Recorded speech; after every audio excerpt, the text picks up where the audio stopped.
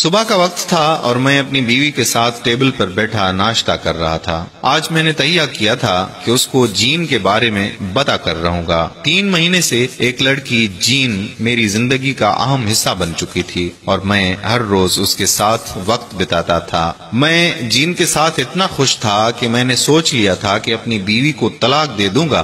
بہت دنوں سے مسلسل کوشش کر رہا تھا مگر اس کو بتا نہیں پا رہا تھا۔ آج ضرور بتا دوں گا، میں نے فیصلہ کیا۔ میں بولا، بیگم بس میرا تمہارا ساتھ یہیں تک تھا، میں اب کسی اور کو تہہ دل سے پسند کرتا ہوں اور ہم دونوں شادی کرنے جا رہے ہیں۔ میں تمہیں چند دن میں طلاق دے دوں گا۔ میری بیوی آہستہ سے بولی کہ کیوں؟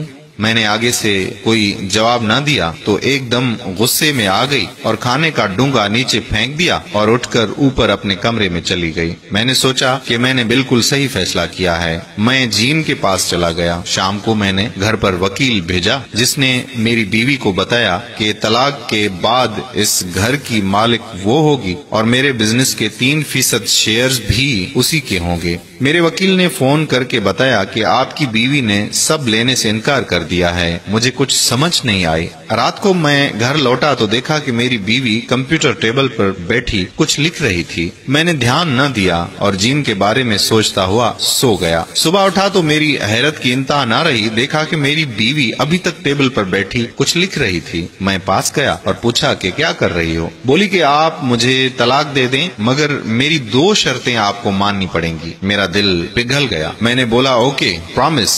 اس نے بتایا کہ ایک تو آپ مجھے 1 مہینے کے بعد طلاق دو گے، تب تک ہم ایسے ہی رہیں گے کہ ہمارا بیٹا سمجھے کہ ہم میاں بیوی ہی ہیں، کیونکہ اس کے اگلے مہینے امتحانات تھے۔ دوسرا، آپ روز صبح مجھے کمرے سے اسی طرح اٹھا کر ناشتے کی میز پر لے کر جاؤ گے جیسے شادی کے پہلے دن لے کر آئے تھے، پورا 1 مہینہ۔ میں نے سوچا کہ کتنی پاگل ہے، میرے سے کوئی پیسے، گھر، بزنس بھی نہیں قبول کر رہی، اس کی معصوم 2 شرطوں سے کیا فرق پڑ جاتا ہے؟ میں اس کی بات مان گیا۔ میں اس دن جین کے پاس گیا اور اس کو ساری بات بتائی۔ وہ بہت ہنسی کہ تمہاری بیگم سٹیا گئی ہے بیچاری۔ مجھے تھوڑا غصہ آیا جین کی بے حسی پر۔ خیر، مہینے کا پہلا دن آیا۔ میں نے صبح اپنی بیوی کو گود میں اٹھایا۔ عجیب لگ رہا تھا، مجھے ہنسی بھی آ رہی تھی کہ میرا بیٹا آ گیا۔ وہ خوشی سے تالیاں بجانے لگا۔ ہم لوگ ہنس پڑے۔ میز پر بیوی کو چھوڑا، سب نے ناشتہ کیا اور بیٹا اسکول چلا گیا۔ میں اپنے آفس اور بیگم اپنے دفتر۔ کچھ نہ بدلا، میں اسی طرح شام کو جین کے ساتھ تھا، روز اسی طرح، بس ایک بار بیگم کو گود میں اٹھا کر ٹیبل پر چھوڑ دیتا اور اس سے میرا بیٹا بہت خوش ہوا کرتا تھا۔ بس ایک بات عجیب تھی کہ میری بیوی کا وزن روز روز کم ہوتا جا رہا تھا۔ ایک دن میں نے اٹھایا تو مجھے لگا جیسے اسے بخار ہو۔ میں نے پہلی دفعہ اس کی جھریاں دیکھی اور پھر اس کی بالوں کی چاندنی۔ مجھے اپنے اوپر شدید غصہ آیا کہ میں نے اس کی اتنی فکر کیوں نہ کی جتنی کرنی چاہیے تھی۔ خیر، پھر وہی روٹین۔ اگلے دن اس کو اٹھایا، اس نے